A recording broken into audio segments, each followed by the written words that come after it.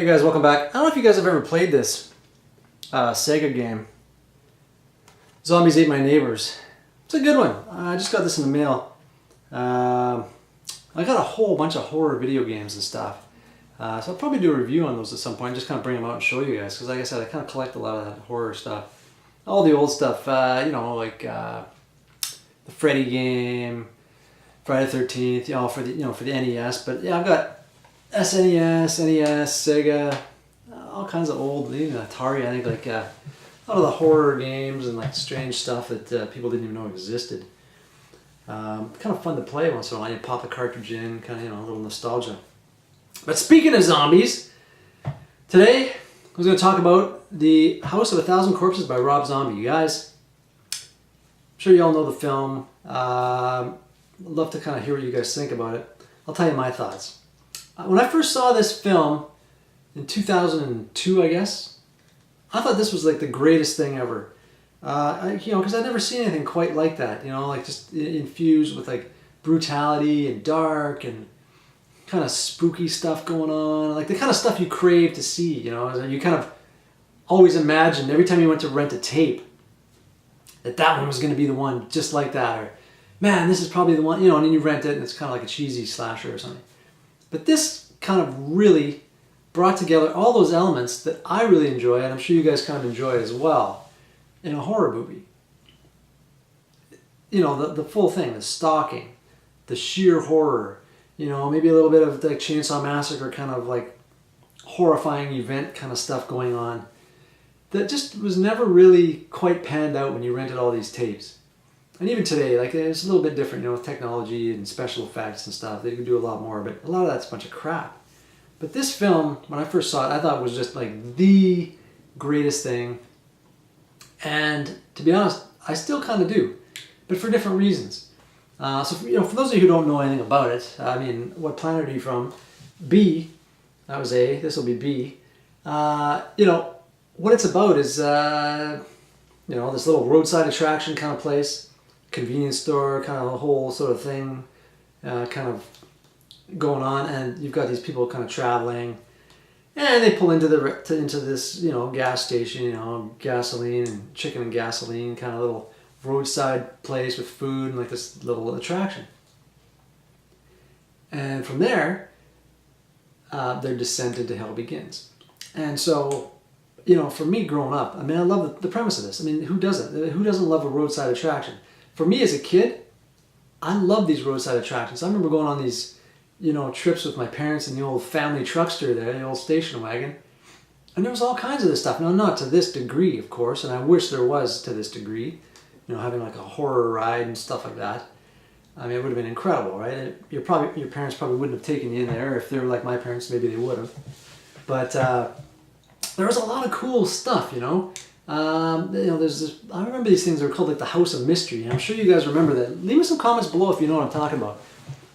You drive by and you see the sign, you know, in the middle of, you know, nowhere. You're driving, House of Mystery, and you pay and you go in, and they had like, the house was kind of built crooked, and you'd be like walking up, and it would look weird, like you're walking down when you're going up, and you know, you'd roll a ball and it would roll uphill and stuff, and like nothing really creepy. But I think as a kid, you kind of thought this stuff was creepy, and then, you know, in the back they'd have these trees that are kind of growing, and there was like this story about like this vortex and like the way the trees are growing, and you know, I'm sure you guys know what I'm talking about. So there's a lot of stuff like that, and a lot of other little attractions. You'd go and there'd be like little elves and dwarves in the forest, like these enchanted kind of things. But the House of Mystery was always kind of like, for me, like the thing. And they had like this curios shop, you know, you go in and they have these little trinkets, you know, there wasn't like three-headed goats and stuff like that in there, but although there were a few places that had stuff similar to that. Now that I think about it, you know, you'd be driving and there'd be like some old shop, kind of dusty off the side of the road, and you pull in, there would be like a little like iguana, you know, missing a leg or something, and with 3 eyes, or I don't know, you know, kind of stuff like that. So there's definitely stuff out there, but nothing to the degree of this movie. But I think that's the beauty of this film. And I never really thought about when I saw it in 2002. I just thought this is, you know, really, really cool. But there's a lot of deeper stuff going on there that I've really kind of grown to appreciate and really enjoy. Now, some people like Rob Zombie, some people don't. I'd have to say I kind of fall somewhere in the middle.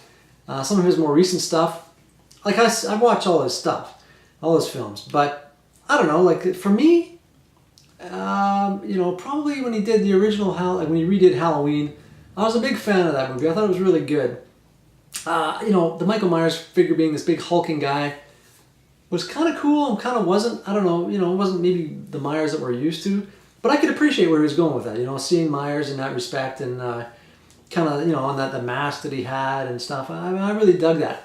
Now the second one, I don't know, guys. For me, a little bit too much explanation. I enjoy explanation sometimes, but I guess because I've grown up on Michael Myers and he's kind of been this shape for so long without a lot of backstory, and I understand why he did it, but you know, I wasn't a huge fan. And from then on, the movie's just kind of, I don't know, never been a huge fan, but I am looking forward to the third one of this trilogy. You know, House of a Thousand Corpses, Devil's Rejects, and the new one. Quite looking forward to it. But you know, that's kind of my feelings on Zombie. I don't dislike his movies. I just, you know, they're not necessarily my favorite movies, but this one I really like a lot, you know. And to be honest with you, I kind of think the main reason, looking back, is because it's kind of like the pre-Hollywood Rob Zombie. You kind of got this guy that was kind of just fresh off of making, you know, music and albums, and you know, kind of it's his first sort of film. So you kind of see the film itself has kind of like an innocent quality to it, and like a pure, succinct vision.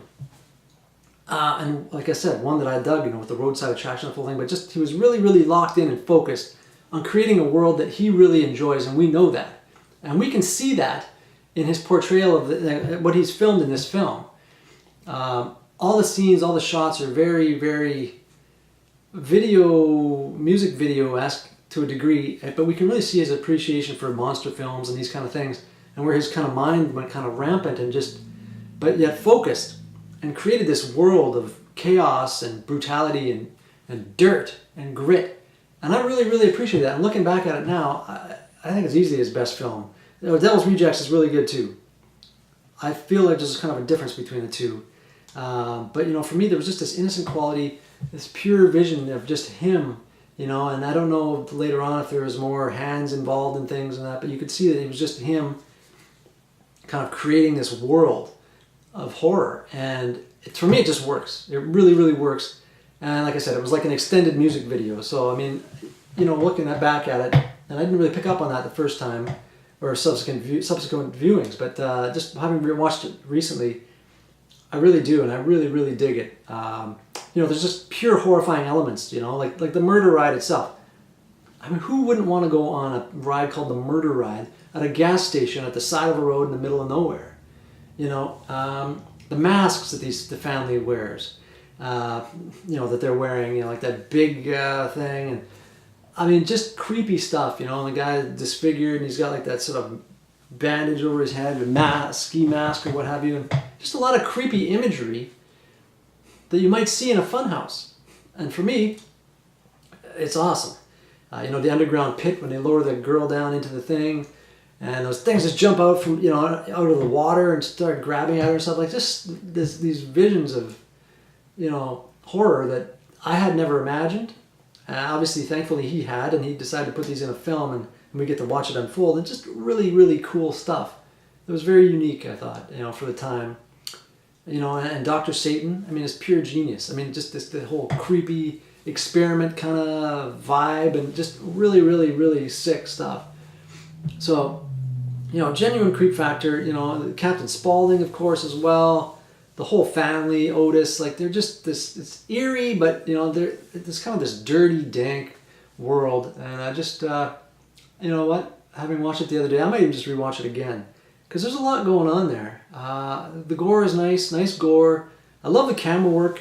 You know, a lot of the shots kind of reminds me, if you guys have ever seen Rocky Horror Picture Show, of course, there's scenes of like where it shows the castle and then the camera kind of zooms real quick, or you know, what have you, like, it'll be like that in this film. Like, there'll be, like, you know, a pan over to, like, Sheri Moon zombie or whatever, baby, you know, and then, like, she'll be there, and then it'll move, and the camera will kind of just quickly kind of zoom in on the whole scene. I don't know how to explain it, but there's a definite technique there, and it's almost like, you know, music video kind of style, and it's just kind of like this moving camera, but it's not, like, handheld, it's just kind of going in, and I don't even know if you noticed it, but I noticed it, and it kind of creates this sort of effect It reminded me a lot of like the Rocky Horror Picture Show. Like there's scenes like that, and I was like, oh, I wonder if he picked that up, which is a great one, right? And a classic, and just little things, little nuances that I never noticed. So, and the acting is quite good too. But that's kind of my take on the whole thing, guys. Probably do a review coming up soon on The Devil's Rejects, and then in anticipation for the third film. So yeah, I hope you guys enjoy that. Please subscribe, hit the notification bell so you guys know when the next reviews are coming out. Leave some comments below. Let me know if I'm hitting the mark on this, if you guys kind of felt the same way, or what you guys thought of this film, or which one you like better. Maybe this one or The Devil's Rejects. Give it a thumbs up if you enjoyed this video, and we will talk to you guys on the next one, guys. Thanks for joining me. Take care. Have a good one.